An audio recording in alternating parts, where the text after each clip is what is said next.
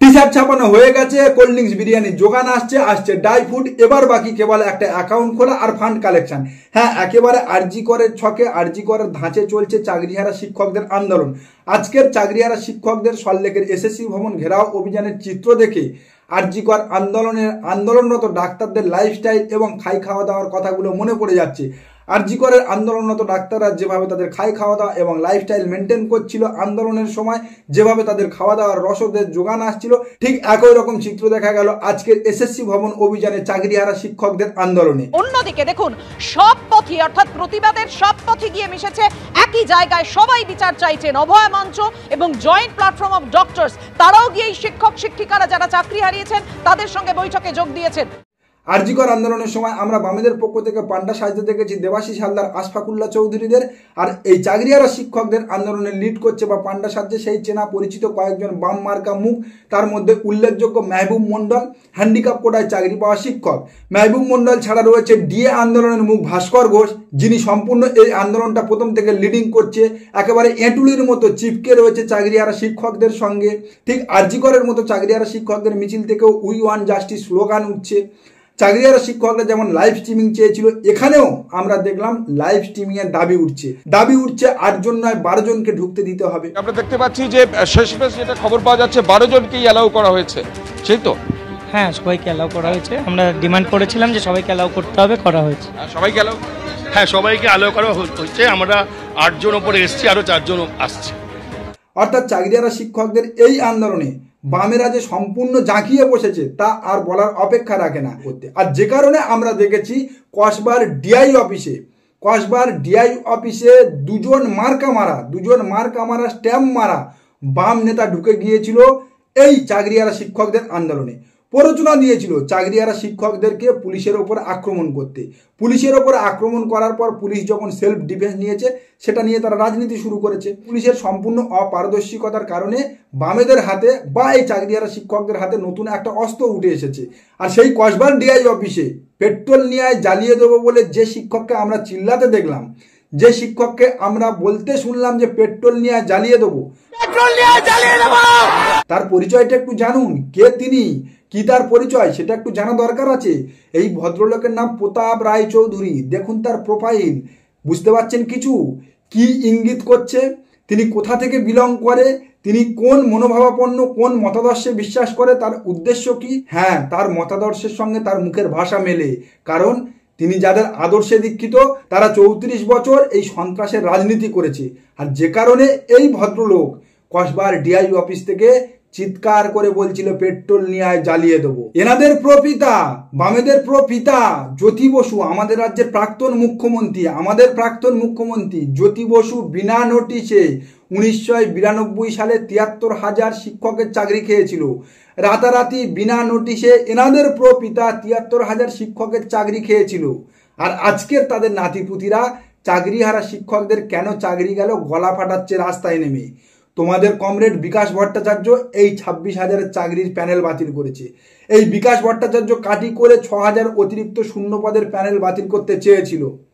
আর আজকের যখন রাজ্য সরকার সদিচ্ছা দেখাচ্ছে, যখন চাকরিহারা শিক্ষকদের পাশে থাকতে চাইছে, তাদের চাকরি বহাল রাখার কথা বলছে, তাদের বেতন বর্তমান রাখার কথা বলছে, তখন আবার এই বিকাশ ভট্টাচার্য হুমকি দিচ্ছে যদি রাজ্য সরকার চাকরিহারা শিক্ষকদের দিয়ে কাজ চালায় তাহলে রাজ্যের বিরুদ্ধে, সরকারের বিরুদ্ধে আদালত অবমাননার মামলা করবে। তাদের প্রসূত সন্তানরা চাকরিহারা শিক্ষকদের নিয়ে আন্দোলন করছে, রাস্তা জাম করছে, বলছে তোমাদের পাশে আছি, তোমাদের সঙ্গে আছি।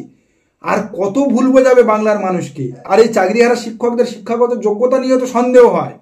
যারা চাকরি খেয়েছে, যারা এখনো পর্যন্ত চাকরি যাতে বর্তমান না থাকে তার চেষ্টা করে যাচ্ছে, তাদেরই নাতিপুতিরা, তাদেরই চেলা চামুন্ডরা এদের আন্দোলনকে লিড করছে। আর এরা তাদের লিডে, তাদের কথা মতো আন্দোলন পরিচালনা করছে। দেখবেন আগামী দিনে অনেক ফেক নিউজ বেরোবে, অনেক ফেক ভিডিও বেরোবে, অনেক জল ঘোলা হবে।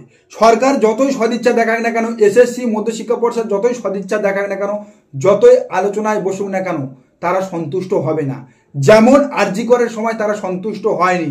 সরকার যতই সৎ মনোভাব, সদিচ্ছা দেখিয়েছে, তারা ততই একটা না একটা দাবি বাড়িয়ে গিয়েছে, তারা ততই একটা না একটা অজুহাত খাড়া করেছে। ঠিক একইভাবে সরকারের সমস্ত সদিচ্ছার পরেও একের পর এক অজুহাত খাড়া করবে, একের পর এক দাবি তুলবে এই চাকরিহারা শিক্ষকরা। সরকার যতই পজিটিভ দিকে আসার চেষ্টা করুক না কেন তারা সন্তুষ্ট হবে না, কারণ তাদের যারা পরিচালনা করছে, যাদের পাতা ফাঁদে তারা পা দিয়েছে, তারা চায় না কোনো সমাধান। তারা চায় এটাকেই সামনে রেখে, এটাকেই হাতিয়ার করে সরকারকে চেপে ধরতে, মুখ্যমন্ত্রীকে মেলাইন করতে, তৃণমূল কংগ্রেসকে মেলাইন করতে। তাদের এক ও অন্যতম উদ্দেশ্য মমতা বন্দ্যোপাধ্যায়কে মেলাইন করা, তৃণমূল কংগ্রেসকে মেলাইন করা, কারণ তাদের এক ও অন্যতম শত্রু মমতা বন্দ্যোপাধ্যায় এবং তৃণমূল কংগ্রেস। এই চাকরিহারা শিক্ষকরা যতবার বসুক না কেন দেখবেন কোনো পজিটিভ বা গঠনমূলক কিছু উঠে আসছে না, যেমনটা আসেনি আরজি করের সময়। আর আজকের এই সরকারি শিক্ষকদের চাকরি যাওয়াতে যেভাবে প্রত্যেকটা রাজনৈতিক দল মাঠে নামছে, প্রত্যেকটা স্বেচ্ছাসেবী সংস্থা মাঠে নামছে, আন্দোলন করছে, প্রতিবাদ করছে, কোনো বেসরকারি সংস্থা থেকে শশ হাজার হাজার কর্মী ছাঁটাই করলে তো তাদের রাস্তায় দেখা যায় না, তাদের আন্দোলন করতে দেখা যায় না কেন? বেসরকারি সংস্থায় কি এমনি এমনি চাকরি পাওয়া যায়? বেসরকারি সংস্থায় কি চাকরি করতে গেলে যোগ্যতা লাগে না? বেসরকারি সংস্থায় যারা চাকরি করে তাদের কি ইএমআই চলে না? তাদের কি লোন চলে না? তাদের কি সংসার নেই? কেবলমাত্র যারা সরকারি চাকরি করে তাদের ইএমআই আছে, লোন আছে, সংসার আছে, সামাজিক সম্মান আছে। আর যারা বেসরকারি সংস্থায় চাকরি করে তাদের কোনো সামাজিক সম্মান নেই। যারা বেসরকারি সংস্থায় চাকরি করে তাদের যোগ্যতার পরিচয় দিয়ে চাকরি পেতে হয় না?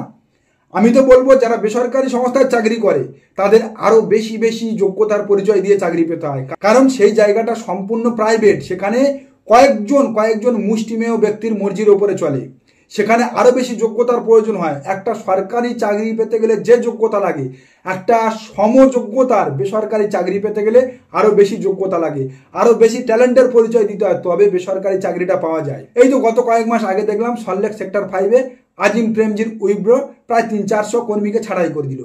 তখন তো দেখলাম না এই বুদ্ধিজীবীদের, এই আন্দোলনকারীদের, এই বিভিন্ন রাজনৈতিক দলের নেতাকর্মীদের রাস্তায় নামতে, তাদের পাশে দাঁড়াতে। কেন? তাদের সংসার নেই, তাদের সামাজিক সম্মান নেই, তাদের লোন নেই, তাদের ইএমআই নেই, তারা কষ্ট করে চাকরি পায় না, তারা যোগ্যতার পরিচয় দিয়ে চাকরি পায় না। করোনার সময় আনন্দবাজার পত্রিকা 800 কর্মীকে ছাঁটাই করেছিল। তাহলে কি আজকের সেই 800 কর্মী যাদেরকে করোনার সময় আনন্দবাজার পত্রিকা, যারা এত গাল বড় বড় করে এই চাকরিহারাদের আন্দোলনের খবর দেখাচ্ছে, তাদের অফিস ঘেরাও করবে? তাদের অফিস ঘেরাও করে কলাপসেবল গেট নাড়াবে? তবে কি ঠিক হবে?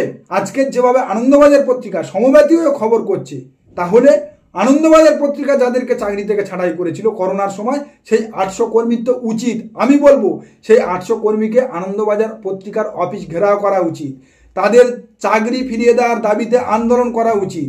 সেখানে আমি বলবো মুখ্যমন্ত্রী মমতা বন্দ্যোপাধ্যায়ের প্রশাসন যেন নিষ্ক্রিয় ভূমিকা নেয়। বড় বড় কথা বলে এই কর্পোরেট সংস্থাগুলো, এই যে সমস্ত টিভি নিউজ চ্যানেল চলছে, সেই সমস্ত টিভি নিউজ চ্যানেল যারা আজকের খবর দেখাচ্ছে 24x7 এই চাকরিহারাদের খবর দেখাচ্ছে, তাদের তো বিনা নোটিশে সামান্য একটা সেন্টেন্সে তাদেরকে ছাঁটাই করে দেয়। তারা কত আন্দোলন করেছে, কত কলাপসেবল গেট ধরে নেড়েছে, কতবার বলেছে আগুন লাগিয়ে দেবো, জ্বালিয়ে দেবো, তাদের হয়ে কতজন পাশে দাঁড়িয়েছে, রাস্তায় নেমেছে, কত স্বেচ্ছাসেবী সংস্থা নেমেছে, কত রাজনৈতিক দল নেমেছে? কেউ নামেনি। আসলে আজকের এই যে চাকরিহারা শিক্ষকদের নিয়ে মাঠে নেমেছে, এর পিছনে সম্পূর্ণ রাজনৈতিক স্বার্থ রয়েছে। এটা নিয়ে রাজনৈতিক গেম খেলা যাবে, এটা নিয়ে রাজনৈতিক জমি তৈরি করা যাবে, যে কারণে নেমেছে। একটা সরকারি চাকরি পেতে গেলে যতটা যোগ্যতা লাগে তার থেকেও বেশি যোগ্যতা লাগে একটা বেসরকারি চাকরি পেতে গেলে।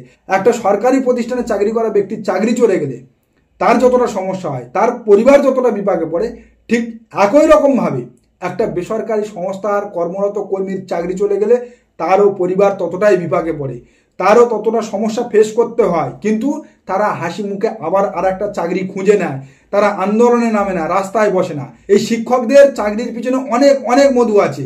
আপনারা জানেন সব থেকে সুখের চাকরি এই শিক্ষকদের চাকরি, কারণ তারা বছরে এমনিতে 80 থেকে 85 দিন ছুটি পায়। তারপরে তো এক্সট্রা ছুটি রয়েছে, সিএলপিএল রয়েছে, গ্রীষ্ম বর্ষার ছুটি রয়েছে, সেগুলো বাদেও 80-85টা ছুটি পায় তারা। 40 থেকে 1 লক্ষ টাকা পর্যন্ত বেতন তোলে, দিনে 5.5 ঘন্টা ডিউটি করে, 5.5 ঘন্টা ডিউটি করে 40 থেকে 1 লক্ষ টাকা বেতন তোলে। যে কারণে সেই মধুর চাকরি, সেই মধুর ভাণ্ড ছাড়ার শোক তারা ভুলতে পারছে না।